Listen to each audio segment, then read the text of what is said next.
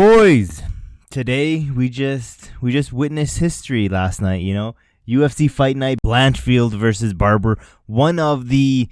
Honestly, one of the best fight night cards I've ever seen in my entire life. Non-stop action, blood all over the octagon, submission of the year type of contenders, knockout of the year contenders.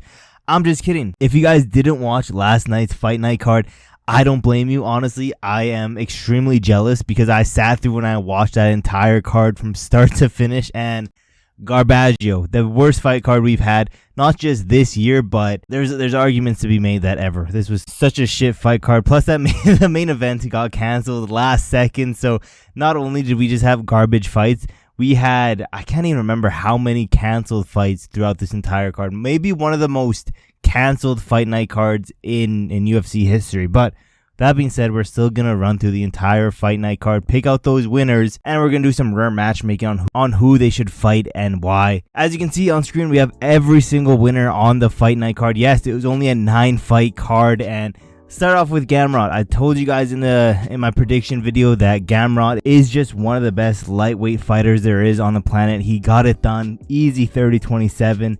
And what do we do with Gamrot? I think, there's people saying let's run Gamrot versus Armin, the rematch. That could be fun, but typically when we have two dudes call each other out, then, usually that's what happens next. Gamrot, Benoit Saint Denis, I could see them making this fight next, mainly because they probably want to get, BSD back in there. You still have a French prospect on the roster, being high up in the rankings. And plus, right now, Benoit Saint Denis, what else is he going to take? Is he going to take that Joel Alvarez fight? I don't think he would. If he's smart, he ain't taking that fight. He's pushing for this Gamrot fight because he has a lot better chance at beating Gamrot than he does Joel Alvarez. With that being said, this fight makes sense. If you wanted to, you could put Armin here, but I want to see Armin versus someone else in the rankings. To be honest, I don't know. I wouldn't be mad with either or, but let's keep moving down. Huge upset win for Ramirez. He got it done over the boy Billy Ray Golf. It is what it is. I think, we give it. Am I the only one that didn't expect, that voice to come out of Ramirez? I was just in shock. This dude should be some ad lib on a rap song. But that being said, or he could even have his own rap career. He has a voice for it. But I think Ramirez. Let's do Basil Hafez. And if JDM goes out here and beats Islam Makhachev, people are gonna be talking about how good Basil Hafez is. The real people know how good Basil is. With that being said, who gives us? Keep moving down. Dustin, Jacoby got it done. Pretty much predicted this shit to a T. Better than I did for any other of the fights because I did garbage on these predictions. It is what it is. This one I literally predicted 100% right. And Dominic Reyes should be thanking this man right now because that win Dominic Reyes has over Dustin Jacoby is aging like wine right now. I think we give Jacoby another chance up in the rankings.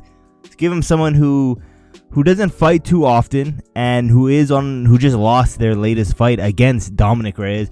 Let's give him Nakia Krylov next. I think it's a good fight. Arguably either of these dudes could win. They look like brothers out here. I don't really be caring. Let's say it's some brother and brother war. I want this fight next. And it just makes sense ranking wise. Maybe it doesn't really make all that sense. Knowing the UFC, they're just going to keep giving Jacoby these.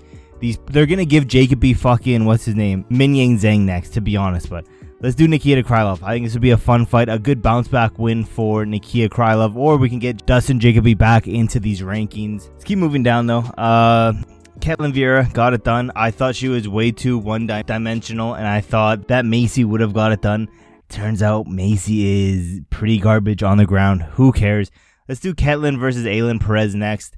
We can't really do much when it comes to the title picture in this division because I feel like we're going to have a backlog because of the champ situation and the double champ situation. But let's run this one next. It makes sense. It'll be a fun fight. I don't really care.